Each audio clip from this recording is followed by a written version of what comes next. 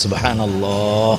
നമ്മളെ അല്ലാഹു തആലക്ക് ആവശ്യം ഇല്ല എന്നിരിക്കവേ അള്ളാഹു നമ്മളെ സ്നേഹിക്കുക. അതാണ് അത്ഭുതം. നമ്മൾ പറഞ്ഞല്ല, തിരിച്ചാണ് അത്ഭുതം.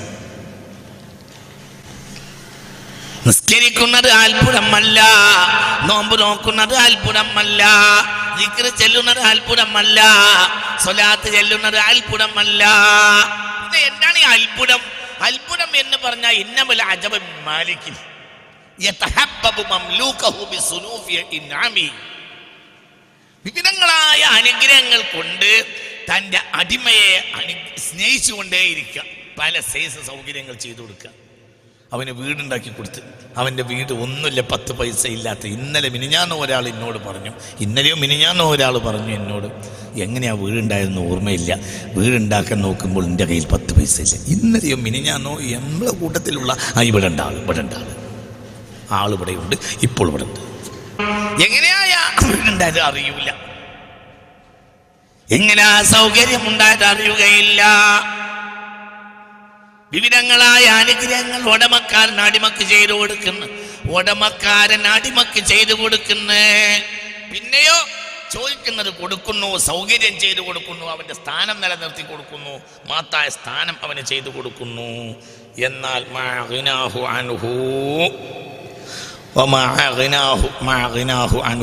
ഉടമക്കാരന് അടിമയെ ഒരു നിലക്കും പറ ആവശ്യമില്ല. ഉടമക്കാരന് അടിമയെ അപ്പൊ നമ്മളെ കാര്യത്തിലല്ല അത്ഭുതം, അല്ലാഹുവിന്റെ കാര്യത്തിലാണ്. അതാണ് അത്ഭുതം. നമ്മൾ വിചാരിക്കുന്നത് നമ്മളെ നിസ്കാരമാണ് അത്ഭുതമാണ്. നമ്മൾ വിചാരിക്കുന്നത് നമ്മുടെ നോമ്പാണ് അത്ഭുതം എന്നാണ്. നമ്മൾ വിചാരിക്കുന്നത് നമ്മുടെ ഹജ്ജാണ് അത്ഭുതം എന്നാണ്. നമ്മൾ വിചാരിക്കുന്നത് നമ്മുടെ സ്വതക്കയാണ് അത്ഭുതം എന്നാണ്.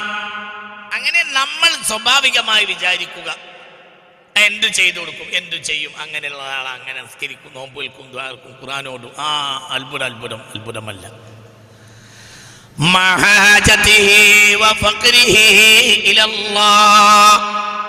ആവശ്യം ഉണ്ടാകുമ്പോൾ എന്തു ചെയ്തു.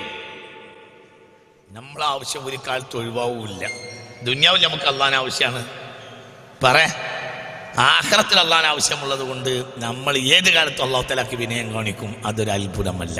നേരെ സംബന്ധിച്ച് നമ്മളെ അല്ലാഹു തആലക്ക് ദുനിയാവിലും ആവശ്യമില്ല, ആഖിറത്തിലും ആവശ്യമില്ലാതിരിക്കവേ അവൻ നമ്മളെ സ്നേഹിക്കുക. ഇതാണ് അത്ഭുതം. അൽഹംദുലില്ലാഹ് എന്ന് പറയാം, അൽഹംദുലില്ലാഹ് എന്ന് പറയാം, മനസ്സ് തുറന്ന് പറയാം, അൽഹംദുലില്ലാഹ്, അൽഹംദുലില്ലാഹ്, അൽഹംദുലില്ലാഹ്, അൽഹംദുലില്ലാഹ്, അൽഹംദുലില്ലാഹ്, അൽഹംദുലില്ലാഹ്. വകഫാ ബിക ഇസ്സാ അന്നക അബ്ദുൻ ലഹു. നിന്റെ യോഗ്യരാണ് പറഞ്ഞാൽ നീ അള്ളാഹുവിന്റെ അടിമയാണ് എന്നതാണ്. നീ അടിമയാവുക എന്നുള്ളത് അള്ളാഹ്ക്ക് യോഗ്യതയല്ല. നീ അടിമയാവുക എന്നത് അള്ളാഹുവിന് യോഗ്യതയല്ല. ഒരു ലോക്കലായ മനുഷ്യൻ ചങ്ങാതിയാവുക എന്നത് രാജാവിന് യോഗ്യതയല്ല. എന്നാൽ രാജാവ് ചങ്ങാതിയാവുക എന്നത് ലോക്കലിന് യോഗ്യതയാണ്. തെരുവിൽ തെണ്ടി നടക്കുന്ന ഒരാളെ ചങ്ങാതിയാക്കൽ രാജാവിന്റെ യോഗ്യതയല്ല. രാജാവിന്റെ യോഗ്യത അതിനേക്കാൾ വലിയ രാജാവിനെ ചങ്ങാതിയാക്കലാണ്. ഇന്ത്യൻ പ്രധാനമന്ത്രിയുടെ മഹത്വം എന്ന് പറഞ്ഞാൽ അമേരിക്കൻ പ്രസിഡന്റ് അയാളെ കൂട്ടുകാരനാണ് എന്നതാണ്. അതാണ് യോഗ്യത. അതിനാണ് മത്സരിക്കുക. ഇന്ത്യൻ പ്രധാനമന്ത്രിയുടെ യോഗ്യത എന്താ? അയാളെക്കാൾ വലിയ രാജാവ് വരെ ഇയാളെ പരിഗണിക്കുന്നു. അതാണ് അയാളുടെ യോഗ്യത. നേരെ മറിച്ച് ഈ നിസ്സാരനായ ഈ തെണ്ടി തന്റെ കൂട്ടുകാരനാണ് എന്നത് പ്രധാനമന്ത്രിയുടെ യോഗ്യതയല്ല.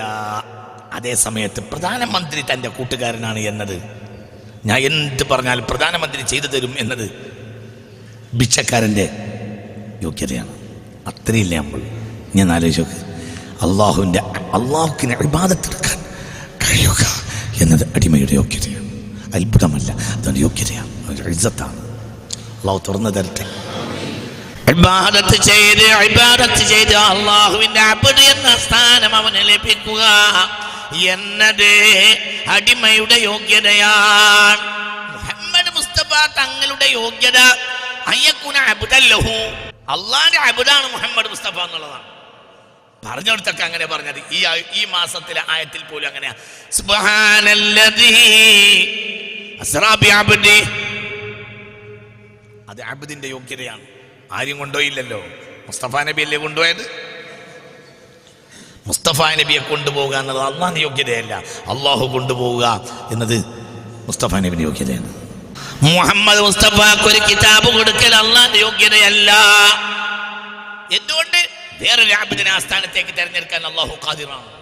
അതേ സമയത്ത് അൽഹംദുലില്ലാഹില്ലദീ അൻസല അലാ അബ്ദിഹി, അത് അബ്ദിന്റെ യോഗ്യതയാണ്. നിന്റെ ഏറ്റവും വലിയ യോഗ്യത നീ പടച്ച തമ്പുരാന്റെ ആബിദാകാൻ കഴിയുക എന്നത് നിന്റെ യോഗ്യതയാണ്. നിന്റെ ഏറ്റവും വലിയ യോഗ്യത നീ പടച്ച തമ്പുരാന്റെ ആബിദാകാൻ നിനക്ക് കഴിഞ്ഞു എന്നത് നിന്റെ യോഗ്യതയാണ്. അല്ലാഹു നമുക്ക് തുറന്നു തരട്ടെ. വകഫാ ബിക ഫഖ്റാ അന്നഹു ലക റബ്ബുൻ, നിനക്കൊരു സംരക്ഷകനുണ്ട്, എനിക്കൊരു അടിമയുണ്ട് എന്നത് അള്ളാന്റെ വലിപ്പത്തരമല്ല, എനിക്കൊരു റബ്ബുണ്ട് എന്നത് നിന്റെ വലിപ്പത്തരമാണ്. സുബ്ഹാനല്ലാഹ്. ഒന്നുകൂടി ഞാൻ പറയാ, ഈ മനുഷ്യൻ എന്റെ അടിമയാണ് എന്നത് അള്ളാന്റെ യോഗ്യതയല്ല, എനിക്കൊരു റബ്ബുണ്ട് എന്നത് അടിമയുടെ യോഗ്യതയാണ്. എനിക്കൊരു അടിമയുണ്ട് എന്നത് അള്ളാഹുവിന്റെ യോഗ്യതയല്ല, എനിക്കൊരു റബ്ബുണ്ട് എന്നത് നമ്മുടെ യോഗ്യതയാണ്. ആ ബോധത്തിൽ നമ്മളെ നിലനിർത്തിട്ട് എനിക്കൊരു അടിമയുണ്ട് എന്നത് അള്ളാന്റെ യോഗ്യതയല്ലെങ്കിലും അള്ളാഹ് സദാസമയവും അവന്റെ അടിമയെ ശ്രദ്ധിച്ചുകൊണ്ടേയിരിക്കുന്നു.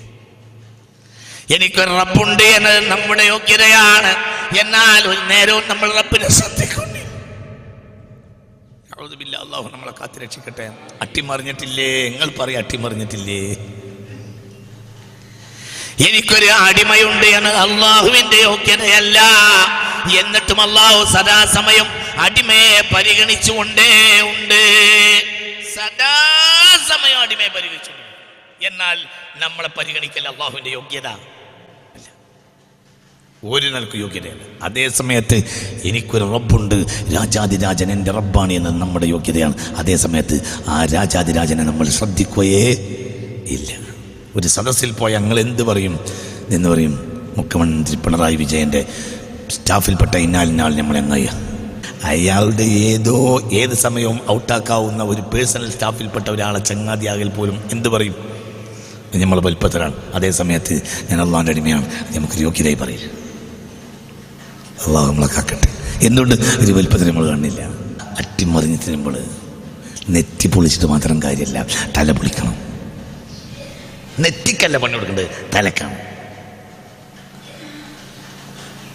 അതുകൊണ്ടാണ് ഏറ്റവും ഇബാദത്തെടുക്കുന്ന ആളാരാണ് എന്ന് ഹബീബിനോട് ചോദിച്ചപ്പോൾ അല്ലാഹുവിന് നൽകിയവനാണ് എന്ന് മുഹമ്മദ് മുസ്തഫ. നമ്മളെ പരിഗണിക്കൽ അള്ളാന്റെ യോഗ്യതയല്ല, പക്ഷെ അവൻ നമ്മൾ പരിഗണിച്ചുകൊണ്ടേയിരിക്കും. നിനക്ക് പൗർ പറയാൻ എന്ത് മതിയാവും?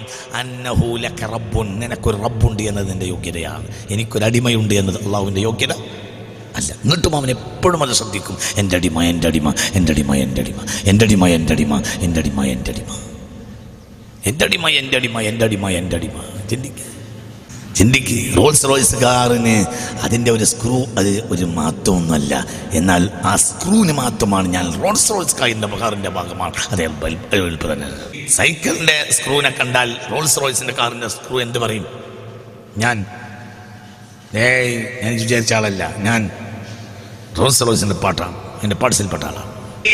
അതേ സമയത്ത് അവിടെ നിന്ന് അങ്ങോട്ട് പരിഗണിക്കും, ഇവിടെ അങ്ങോട്ട് പരിഗണിക്കുകയില്ല. പരിഗണിക്കേണ്ടത് ഇവിടുന്ന് അങ്ങോട്ടാണ്, പരിഗണിക്കൂല, അവിടുന്ന് ഇങ്ങോട്ട് പരിഗണിച്ചുകൊണ്ടേയിരിക്കും.